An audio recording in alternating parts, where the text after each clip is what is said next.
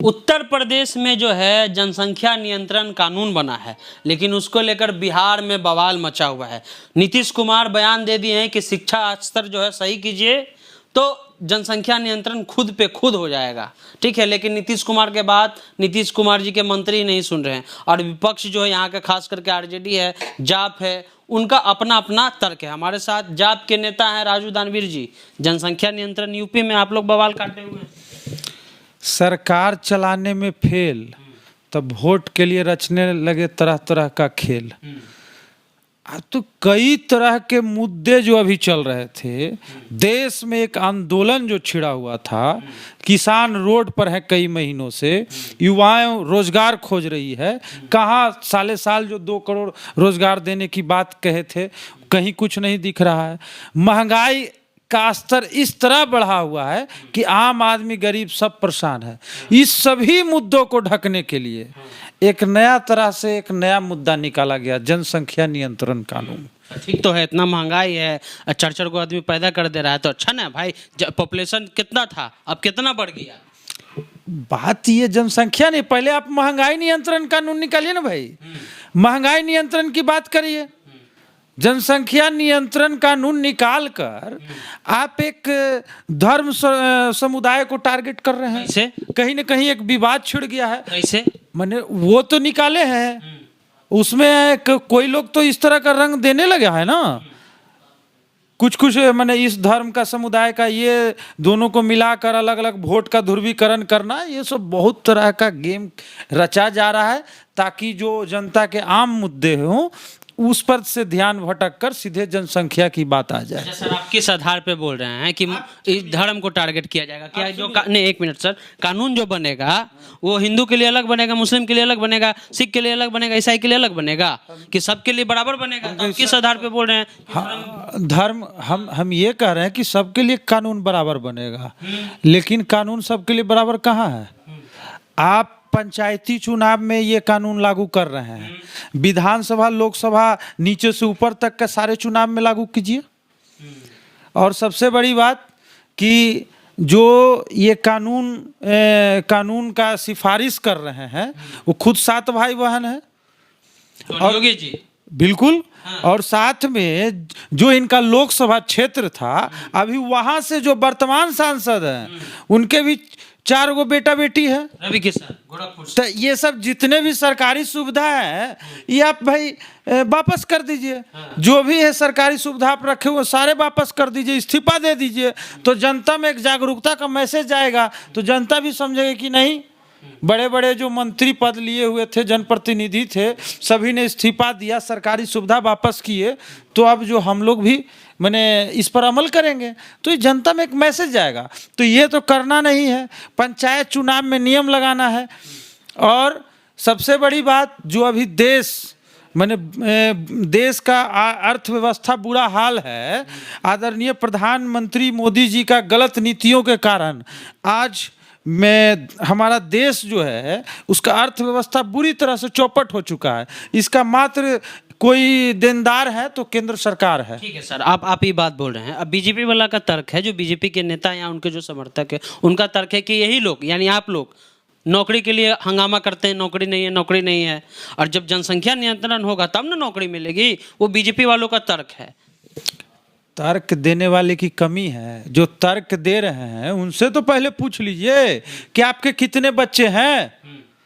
कहीं ना कहीं ये सब जनसंख्या नियंत्रण कानून आने से भ्रूण हत्या जिस पर बहुत लोग जागरूकता जो बराबर कई एनजीओ के माध्यम से चलाया जाता है, इसका भी कहीं ना कहीं बढ़ने का चांस है। सर उसको थोड़ा समझाएं। जैसे समझाने का ये सब नहीं है, ये सब समझने का चीज है। ये सब पब्लिक को समझाइए। नहीं, ये खुद पब्लिक समझती है इस बात को, इसमें समझाने की कोई बात नहीं है।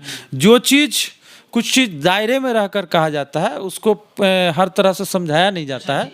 ये आप कह रहे हैं कि सही बात है। गांव देहात में जब किसी महिला का शादी हो जाता है, ठीक है, 6 महीना 1 साल 2 साल के बाद जब उसका बच्चा नहीं पैदा होता है, वो गर्भवती नहीं होती है, तो गाँव वाला टोका मारने लगता है कि देखिए उसको बच्चा पैदा नहीं हो रहा है। और एक चीज़ और होता है सर कि जो ज़्यादा बच्चियां पैदा करते हैं उस पर भी सवाल उठता है, और वो अपने बेटे के लिए जो इंतजार में 2 गो 4 गो 5 गो बेटी होती कि अब बेटा हो जाए, अब बेटा हो जाए, अब बेटा हो जाए, इस आधार पे आप बोल रहे हैं। इस देखिए वो गांव का माहौल है, अलग जगहों पर अलग अलग माहौल है। मेरा साफ कहना है कि आप जिस जनसंख्या नियंत्रण कानून की बात कर रहे हैं तो इस पर कहीं ना कहीं बहस बहुत तरह के होने चाहिए। और सबसे बड़ी बात कि जो इस कानून को ला रहे हैं उनको पहले त्याग करना चाहिए। तो है ये त्यागी, मैं उनकी बात नहीं कर रहा हूं, मैं पूरे पार्टी की बात कर रहा हूं कि जो इसके समर्थन में है वो सब पहले त्याग करें, तो जनता तो ऑटोमेटिक जागरूक हो जाएगी। उसको जागरूक करने की कोई जरूरत ही नहीं है।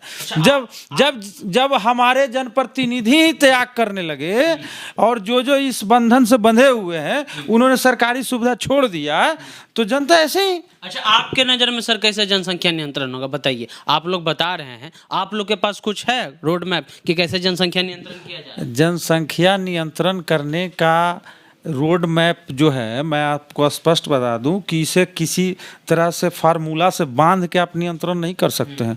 जोर जबरदस्ती से नियम कानून लगा के नियंत्रण नहीं कर सकते हैं। ये कहीं ना कहीं एक मैसेज के जरिए धीरे धीरे सब लोग अपने में परिवेश में बदलते हैं। इसको कोई रोका नहीं जा सकता है।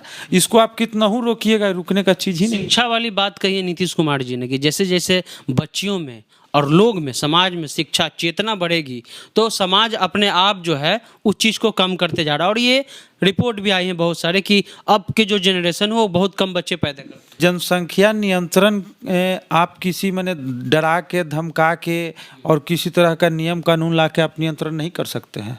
जो गरीब आदमी है, जो फुटपाथ पर रहता है, जो बहुत कम मैंने कमाने के लिए बहुत कम उम्र से ही निकल जाते हैं, बहुत तरह के बात है, उस सबको देख कर चला।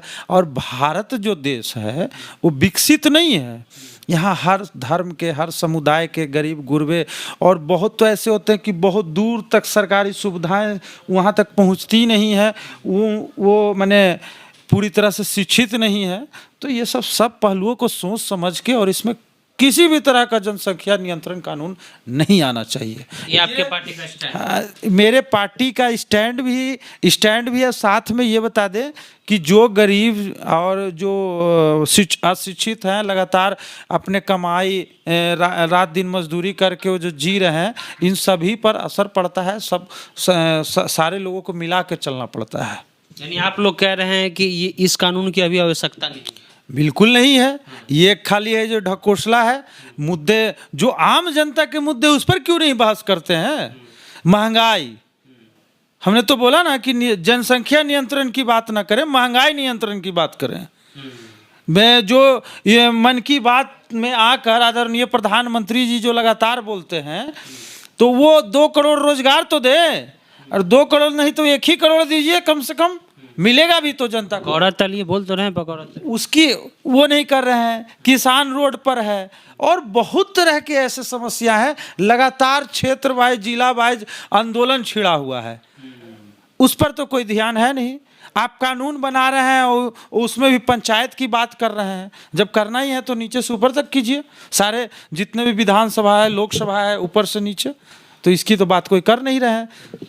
जन अधिकार पार्टी के नेता हैं राजू दानवीर, इनका कहना है कि जनसंख्या नियंत्रण का जो कानून है, जो बवाल हो रहा है, इस पर हो रहा है यूपी में, लेकिन बिहार में भी बवाल है। सर एक सवाल लास्ट है हमारा, यहाँ के मंत्री जो हैं, एनडीए जो सरकार चल रही है बिहार में, मंत्री का सुर अलग, नीतीश जी का सुर अलग, उपेंद्र कुशवाहा का सुर अलग, सबका अलग अलग सुर है।